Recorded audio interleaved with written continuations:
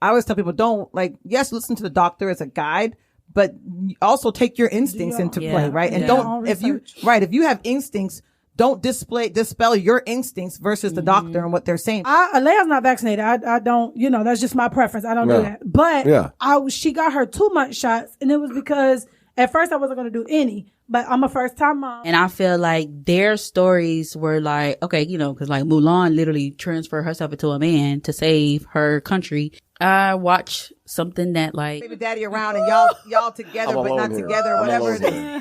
There's 3 women and I'm by myself. We too tired and y'all want shit without giving no shit to get shit. That's what it's all about. All right, men out here, you've heard this. Thank you. Get to business. I tried. Oh, thank y'all for coming to our TED Talk. I don't know what your ass is laughing for, man. You laugh too damn much. What the heck? If it's crazy, all right, go ahead. Go now. Wait. Get out of there. Oh my God. Hey guys, welcome to the Family Mess. I'm Noah. And have a nice day.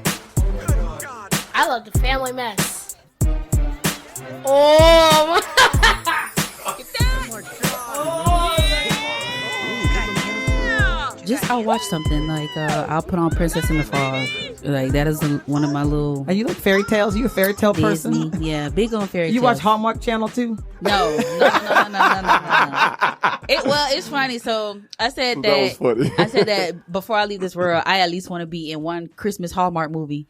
But I like to watch things that, okay, so like either Princess Tiana or just like some nostalgia show or something like that just like a comedy show like Martin or one of those just comedy shows that I grew up watching that just even if I'm not looking at it or even if I'm not paying attention, it just helps me like unwind and like remember to laugh at things. And I like to watch Princess Tiana because yes, I do love me a good fairy tale and it brings me some joy and all that good stuff. What is it about the fairy tale that brings you joy though? I mean, is this something that you want to do with your life? Happy ending? I mean, what is it? So I think it's a happy ending for me. Yeah, it's the happy ending. And it's like going so like, all right, I always tell people my two favorite princesses are Tiana and Mulan. And I feel like their stories were like, okay, because like Mulan literally transferred herself into a man to save her country. And, Tiana, she lost a lot and got it back, was turned into a frog and everything. So, Mulan was the Asian one, right? Yeah. Okay. That just lets me know like through all of the stuff that, us as moms and like through everything we go through, there can and there will be a happy ending. Does it give you hope? Does it give you hope that things are going to be okay? And it makes me feel good. Like I love the characters. I love, the voices. I like hearing character voices. And like Eddie Murphy as Mushu, I love hearing him. He makes me laugh all the time. Oh my God. so yeah, it brings me joy. When I'm going through to, watch a good little fairy tale movie. And music is another like scapegoat for me too. Like I've literally have started immersing myself in like the Caribbean culture and stuff. And I feel like that's kind of how I like get, out and away from like real life. Like when I go out and that soca gets to going. Yeah, I know. Nothing else matters. I know. Like nothing else matters. Your whole heart changes. I am in that. Her alter ego comes out. Hello. Like, turn up queen. Tisha goes away and Tisha comes out to play. Like I just, yeah. The turn up queen because she always ready to turn up. So I ain't never met somebody that would turn up like Arteshia. As soon as it comes on, her whole body goes whine automatically, and it changes. And I'm like, what's going on here? Okay, the funny thing is, and it's actually a good thing because you have these extremes. So you're when you leave the house and you leave your child, once you drop your child off, it's like, next alter ego comes out. I know. Tisha comes out. And you are so wild that if people didn't like know, her. If someone didn't know you and see you out and about, they'd be like, what Who the hell is this? That girl could never be a mom. Like, they wouldn't even think you a mom. They think you like, but then you when you come home, you're like a good mom and attentive mom and you take care of your child. But I just find that this is funny. The extreme, like there's two total extremes. But I would tell anybody that you're a very good mom and that you take care of your child and that I would trust my child with you. I would tell, but looking at your outside person, it's like, hell no. Should I trust my child with She somebody is like crazy. that? Right, Shit. But you know where you are, when and where, and who to be, right? Because that's, I mean, we all have to put on hats at times. So I just find that interesting. So with all these successes, do you have any fail stories that you could look back on that make you laugh? You know, even though they're failures, can you actually your mom fails? Yeah, even though your mom fails, can you look back at it and be like, okay, it wasn't that bad? You know, do you have any examples you can think of? I gotta think. She can't think of just one. I gotta think back. I feel like, so prime example, Alea did cheerleading, and like that was a whole nother ball game for us because I feel like we were so structured, and now we're having to add something else to our routine. Mm-hmm. And one day, like I said, I let Alea get herself dressed for school. So it's like, we know that you got cheerleading practice, but Alea like her little heels and, you know, all this other little stuff. So she wore her little heels to school. And usually my mom Cat would say, okay, we got to take a change of clothes, change of shoes so that she could change for practice. I mean, I get all the way to practice and Alea got her little kitten heels on and nothing to practice in and no, like a little dress and everything. So no clothes for cheer, no shoe, like basically can't practice because she not, you know. Yeah. Awesome. Good. So I'm just like, oh my God. And I had a moment and I kind of got in my feelings, but then the coach ended up having like backup because she was like, for this reason, she's like, you're not the only Yeah. So you are human after all. Yeah. So that just kind of like saved the day. And I was just like, so I really took it personal. Like, and that's one thing I will say. Every little thing that happens, whether it's Alea getting sick or like me just feeling like I messed up something, I take everything so personal. You do. I do. Like, because I just feel like how you're not at the cool stage of your life. But okay, if you messed up, what happens? Yeah. Does anybody die because you messed up? No, but what's the worst? In that given moment, I don't think about that. Arteshia gets so worked and up. like I've seen her go from in like 1 minute go from this to I know that person's not, whether it's daddy or whoever it is. I just get so worked up. She does get worked up. Like and that's I kind of. I wonder where that comes from. I'm an overthinker. Like first of all, I'm a Cancer, so like we just overthink, overanalyze every little thing. No, I know all of my friends are Cancers. All of them. What month I'm are a you born? Cancer magnet. Oh, I'm a Cancer. I got like so 4 those things friends, are real, and they got birthdays 4 or 5 days in a row, and they're all around the same. So these all these symbols that people talk about, we're not supposed to talk about as Christians. There is some. But I think from what I'm hearing and from a lot of people over the years, there's some type of meaning to this, and it seems to align with who people are and their personalities. Like it does. Yeah, to an extent, yes. That's what it is. Yes. I mean, I really feel like it. Like we're literally a crab, hard on the outside, soft on the inside. Yeah, you're soft on the inside. I can tell. I will admit that. I will admit that. tell. I'm a hardcore crybaby. Like your hardcore crybaby. like your dad. Yes, absolutely. So Dekerria, what's your fail? What's your big mom fail? I remember when she was maybe 3 months? No, 2. I don't know how old she wasn't that old. And I didn't have any milk, and my breast milk hadn't came, and I didn't want to get her the formula. So I don't know where I got the idea from. So I went and bought some almonds and almonds and baby. Why did we just all start laughing immediately when she said that? There's nowhere the almonds and babies go together. When she started talking, I'm like, I know she's not gonna say what she's gonna say. I went and bought some almonds and I put some water with them, and I blended them up and strained it, and I called myself giving her almond milk. Oh shit! I got so scared because she drank it. But I had called Tisha. I was like, I think I can. Oh my God! I was scared. I think I gave the baby too much milk. And oh man, that shit must have been so bad. What you doing? How bad was her poop? That shit must have been messed up.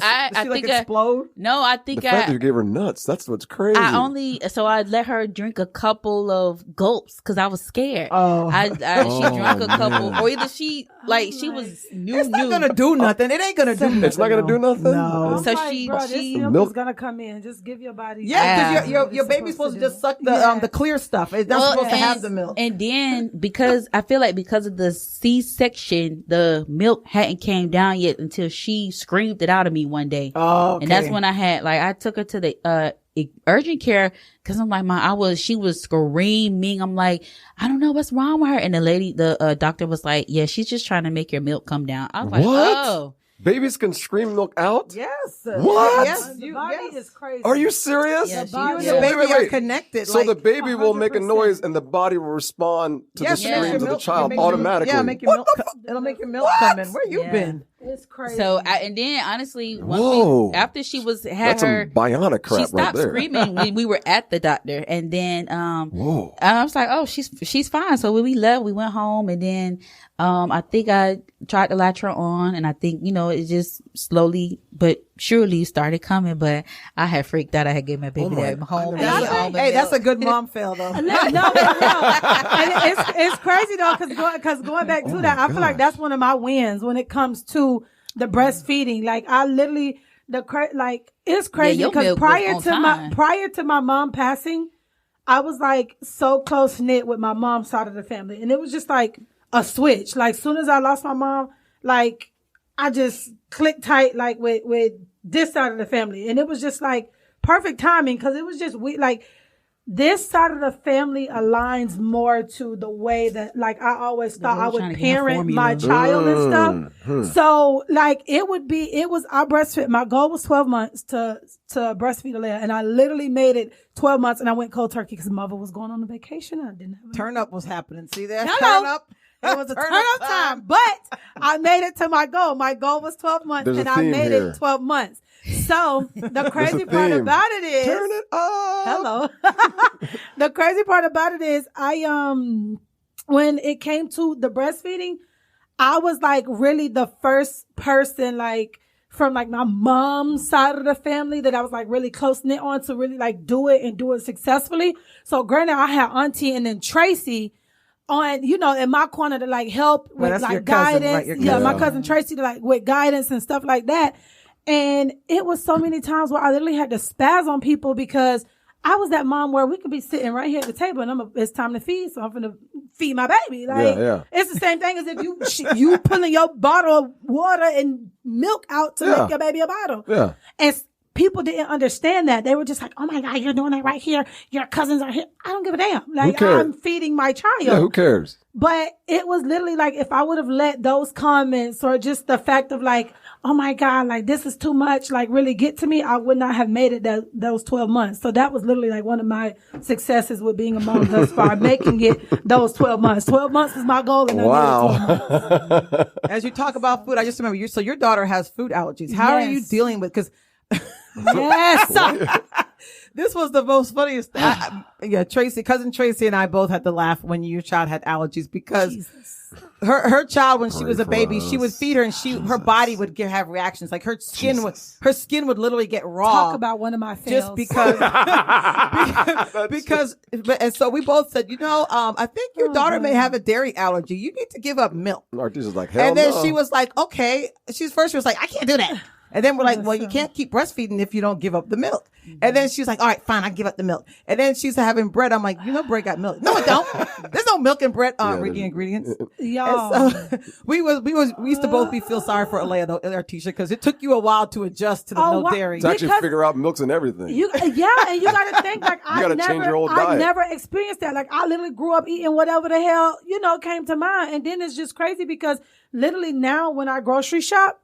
Granted, I have my items that I know for sure, like my True Few, I'm always buying so I don't have to look at them. But whenever I'm incorporating something different into, like buying, I literally have to sit here and read the back of the container. They'll sneak it in there. They'll sneak it in there. But when you back then when you had the baby, you had never heard of that. And most people don't realize that when their kids have reactions, like hers was a skin reaction. My kids would vomit. And the doctor would say, oh, that's just normal. Oh, that's just spit up. That's not normal, right? And you got to figure out what's going on with your child, whether it's a dairy allergy, a gluten. I have dairy, we have gluten, we have eggs. I mean, my kids are allergic to have everything, but they still eat well.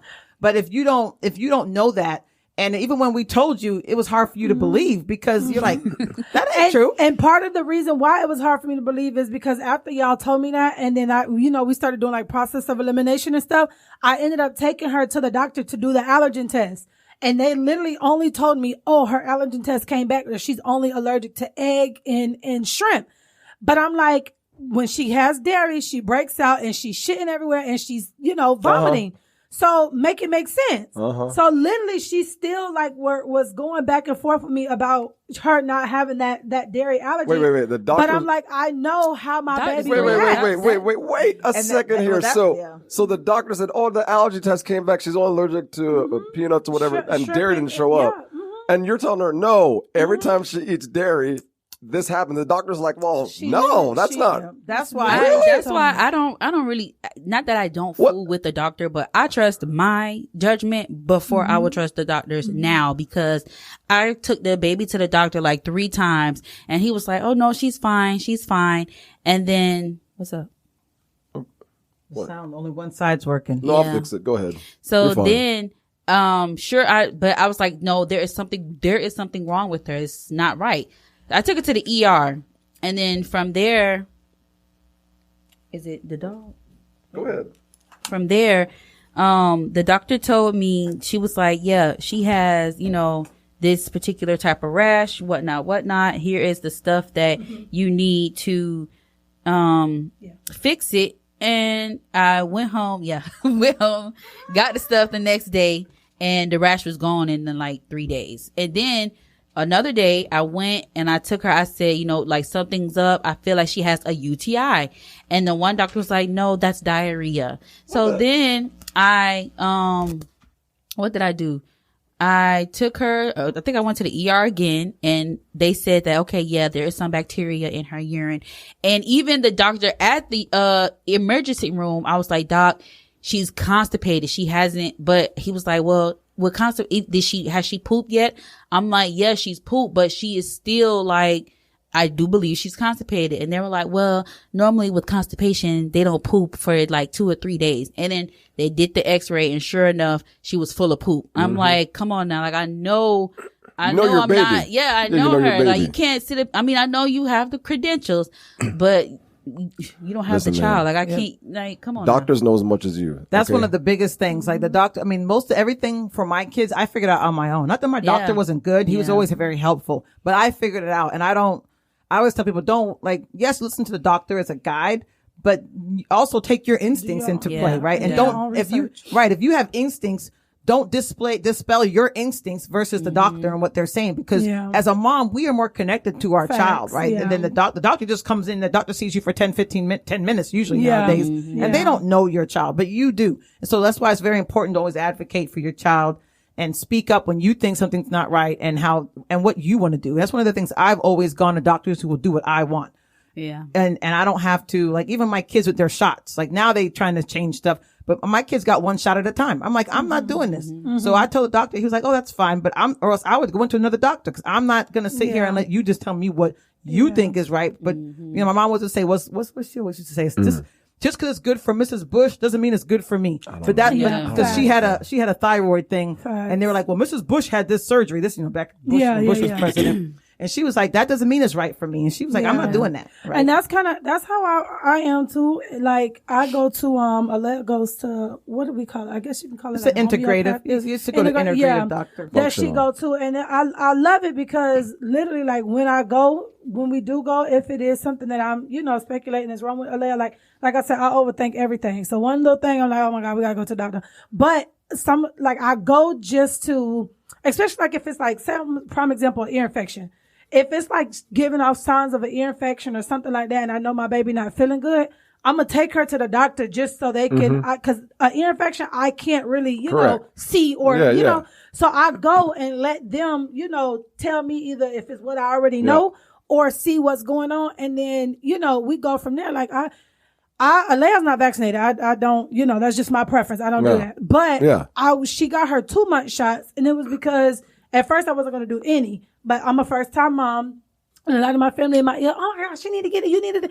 So I took her, and literally not even a couple days after she got those first set of shots, skin started breaking out. She just screaming, carrying on and everything else. And I was just like, yeah, that's it for me. And she has not gotten any since. And then even with like medicines and stuff too, like I'll mix up some stuff. Or like I just. What would you say? Say the last She do her own concoctions. I'll she do mix home up remedies. some stuff, oils, all of that. Like I just. Like Alea we don't do medicine. And I'm not saying, if it ever gets to a point where it's like life or death and, Yeah. But if I have it my way, I don't give my baby medicine. I like that. You don't give your baby medicine. I'm going to see how long that holds up. We 5 years in. No, there's nothing wrong with it. I just want to see how it holds up over time. You know what I'm saying? Because there's a lot, Artesia's not the only mom doing this. There's a lot of moms doing the exact same thing. So I want to see. And not going to lie though, I do pray about it all the time and I get like in my feelings because I tell myself like I hope I'm not messing up my, because it's the norm. There's more than one way. That's the thing. Exactly. That's what I'm saying. We're programmed to believe that this way is always the better way. Yeah. But there's more than one way to do things and take care of your child. That doesn't mean, and it's not going to take away from your child's growth or experience. Everything's part of a system, and they want you to be in that system. They don't like when you step out and do your own thing. You notice that because you don't have to ear infection. You don't have to give it antibiotics. Yeah. You can give garlic drops. I put garlic and melanin in her and that works just fine. Yeah. Don't tell that to the doctors. They think you're crazy. We're not doctors here. We're not doctors. But don't come to kill us. Just because we do something don't mean that we say for you to go do it. Go and find out and research and learn for yourself. But that's what we do for my kids. I think I give them antibiotics one time, and that's because my natural doctor said, for this you need to give him an antibiotic because he had like a fungal infection or some kind of infection on his finger, and he was like, you got to give it. But other than that, I'm like, I'm not giving my kid all that stuff because that's just my personal belief. But everyone does what works for them, and that's the thing. As a mom, it's okay to do what works for you, even if it doesn't look like what every other mom is doing or every doctor's telling you. That's okay. Like do your own thing. And I think that's a scary part of it too. Like it's so like. It's this straight and narrow of like what the masses say we're supposed to do and how we're supposed to do it. And then when trying to like steer off just a tad bit, it's like, everybody get upset, everybody get worked up. And it's just like, damn, do I take the heat or do I fall into, the things? So I'm just like, no, and it's hard for me too as like Alea growing and creating her little friends and, like all this other stuff. It's like, because I don't give her, she doesn't get like dyes, like the food dyes. The red dyes and all those. So it sucks for me because it's like she going to parties and they have a school event. Amen. It's going to work out in the end. Don't give her this. She can't have this. And it's like, damn, I feel like a bad mom sometimes. We did that with our son going up playing soccer. We go to these games and what would they give after the games? Gatorade. And we're like, don't drink the Gatorade. And so they'd give it to him and he wouldn't drink it. And the coach is like, why aren't you drinking it? My mom and dad told me not to drink it. And then he couldn't say nothing. But but the thing is, coaches notice that. You know what I mean? When one kid is not drinking it, but all the other kids are, then they start asking questions. But it's hard sometimes to step out and do what's safe for your own self and your family. People are like, why aren't you doing like everybody else? But I will say too, I feel like they don't do what they feel like they want to do and follow the masses because sometimes they're afraid of everybody. They're afraid of everybody, but then they don't realize how easy it is to do what the masses don't do. Like it's really not that like for the Alea's vaccinations with school and daycare and stuff. A lot of people are like, oh, they're not gonna let her go to school. They're not gonna. Right? It's just a paper, bro. I literally just showed them the copy of the paper and I had no problems. Like, granted, everybody experience is different, but it's like it's not that hard to do. What it is that you want to do if you just, even if you just ask the question, like you just never know. So, Yes, that's very important. That's good. I'm glad that you, do your own thing. And, do I have any questions on sex on this paper? No. Oh my gosh. Not one? All you, like your whole, this whole existence. Listen, you got to have one question about it on the paper somewhere. So funny, bro. That's not something that you talk about.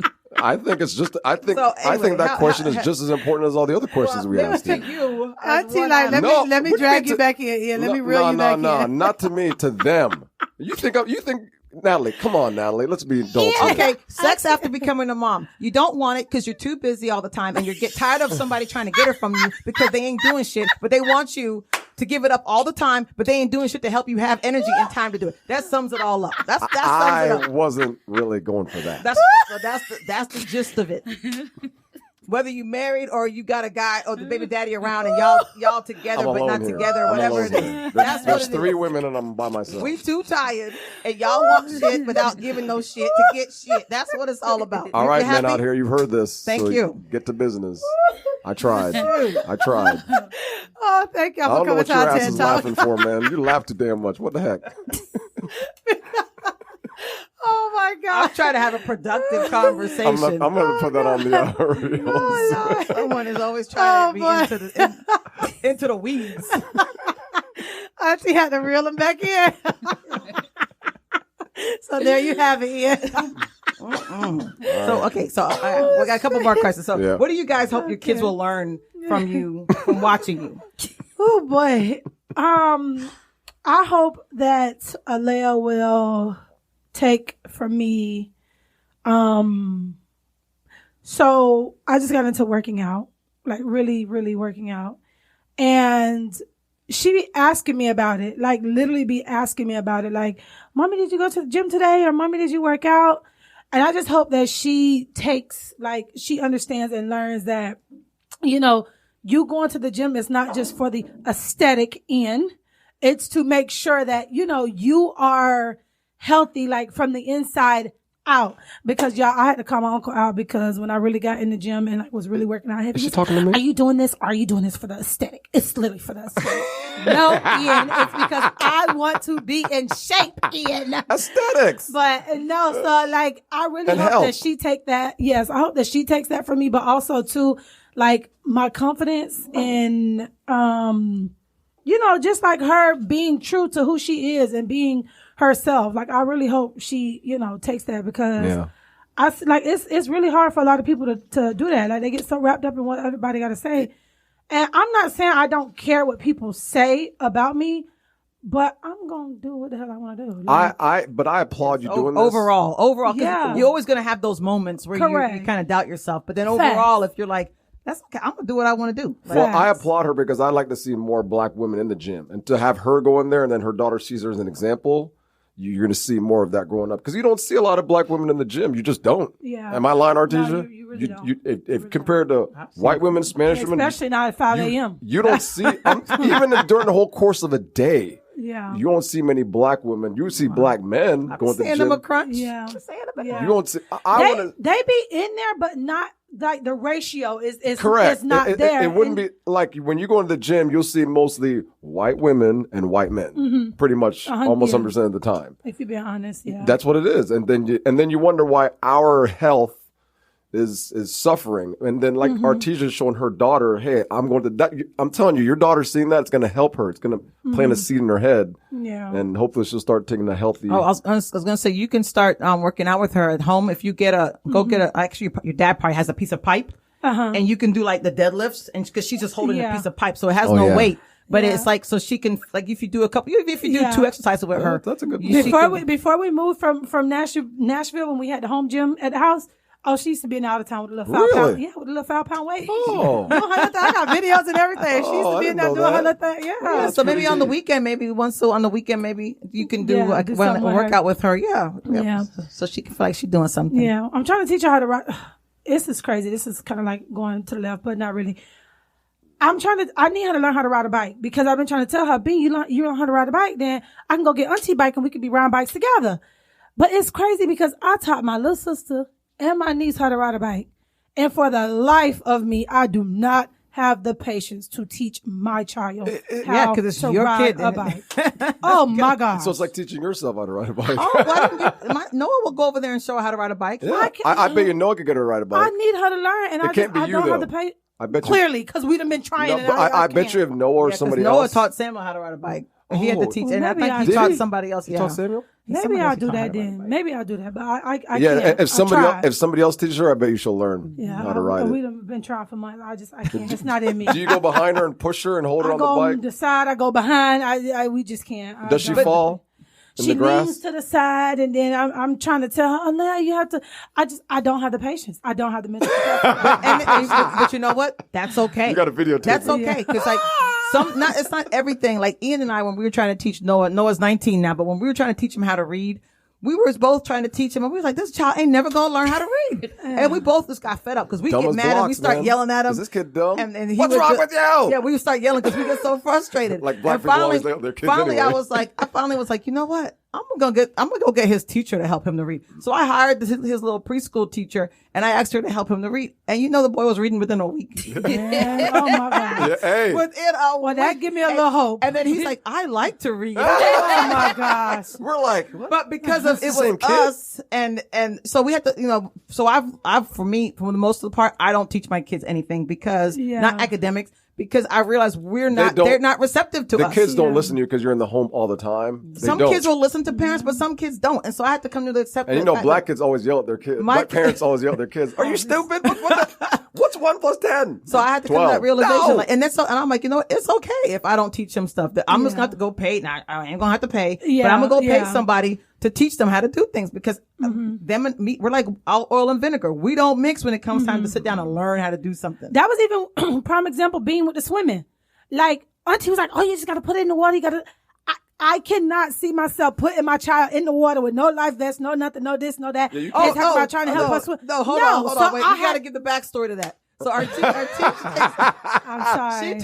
she takes a layup to the Y to get swim lessons. Yes. So homegirl went to the lesson where you out there with no vest, no nothing. She goes home after the lesson and puts her in the pool with the vest. I said, she ain't never gonna learn how to swim. Let's go ahead and go backwards. If you got her in a vest, like that's a security blanket. You need to let her go to the wolves and she will swim. She will learn. Did she not? I think was it me and Noah taught her how to swim? Yeah, literally. Between Auntie and Noah and then the swimming lessons, it checked out. So now she can swim now? She can. Yeah. She's not like a pro, just yet. If she falls in the pool, she can swim. I think she'll get herself up. She know how to kick and she know how to go from one side to the other. Oh, that's good. That's all you need. But she ain't got the whole let me get in, let me swim all the way down to the bottom. Yeah. Okay. But we getting there though. So it's just like one of those things where I just knew it wasn't in me to like how Noah fooled us. You gotta pick your battles. You gotta pick your battles. He pretended he couldn't swim. Did I tell you the story of Noah pretending like he couldn't swim? Mm-mm. So we were at the Y, and for the longest we're like, man, this guy,